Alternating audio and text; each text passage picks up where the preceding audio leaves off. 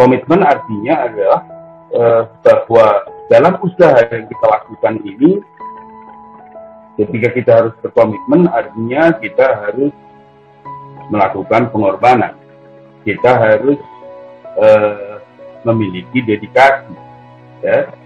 Berkomitmen artinya kita harus menyiapkan entah tenaga kita, entah waktu kita, entah pikiran kita, entah uang kita, atau bahkan hal-hal lainnya. Berkomitmen artinya kita mempersiapkan diri, mengikat diri untuk mendedikasikan apa yang kita punya, sebagian dari apa yang kita punya, berupa apapun, bagaimana yang saya katakan tadi, bisa berupa pikiran, bisa berupa tenaga, bisa berupa waktu, dan lain sebagainya. Nah, berdedikasi dan berkorban dalam rangka bisa menjalankan komitmen masih menyisakan pertanyaan yang cukup krusial dan mendasar bagi teman sekalian. Ya.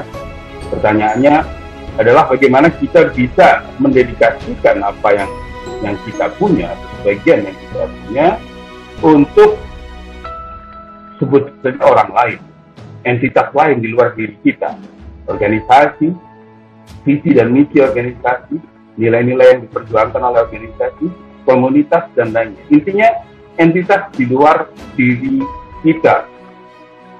Bagaimana kita bisa mendedikasikan apa yang kita punya untuk pihak atau orang lain di saat kita sendiri, khususnya sebagai para pemuda, masih dirundung berbagai masalah.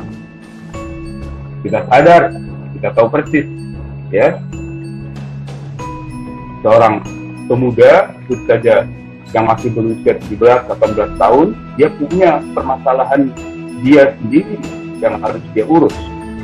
Ya, ada masalah ujian terakhir yang harus dia selesaikan dengan baik, selesai di jenjang sekolah menengah atas, dia harus memikirkan bagaimana dia bisa bergabung ke perguruan tinggi yang dia minati, bukan hal yang tidak membutuhkan usaha keras. Dia perlu waktu, perlu pikiran, dan seterusnya. Artinya akan menyita waktu dia, menyita pikiran dia untuk bisa bergabung ke perguruan tinggi. Setelah itu dia terjebak dalam kegiatan kuliah, keseharian yang cukup menyibukkan, semester demi semester. Menjelang selesai, dia harus memastikan dia sukses di wisuda. Begitu selesai proses pendidikan sampai tingkat S1 umpamanya, disitulah awal dari semua permasalahan yang lain. So, semua kegiatan yang dia lakukan dalam rangka dia bisa menjalani hidup bermartabat, dalam rangka dia bisa hidup terhormat, mandiri, tidak lagi bergantung. Kalau sejak kanak-kanak hingga menjadi sarjana S1, seorang pemuda masih cenderung menjadi mesin konsumtif bagi orang tuanya. Semua urusan dan keperluannya dia penuhi dari pemberian orang tuanya. Justru dengan menyelesaikan masa pendidikan, dia memasuki tantangan yang sebenarnya, di mana dia bisa mandiri, tidak lagi menjadi mesin konsumtif untuk orang tua. Setidaknya rasa harga diri, rasa malu, ketika dia untuk tetap bergantung kepada orang tua, disitulah ketika yang serius akan dia hadapi dengan mencari pekerjaan, menjadi karir, dan seterusnya. Artinya kesibukan-kesibukan yang seluruhnya baik, positif, dan memang harus dilakukan. Kan? Bekerja beberapa tahun, mulai berpikir untuk bagaimana menjalin kehidupan berkeluarga, ya kan? Juga menuntut kesibukan, pikiran, uang, dan lain sebagainya.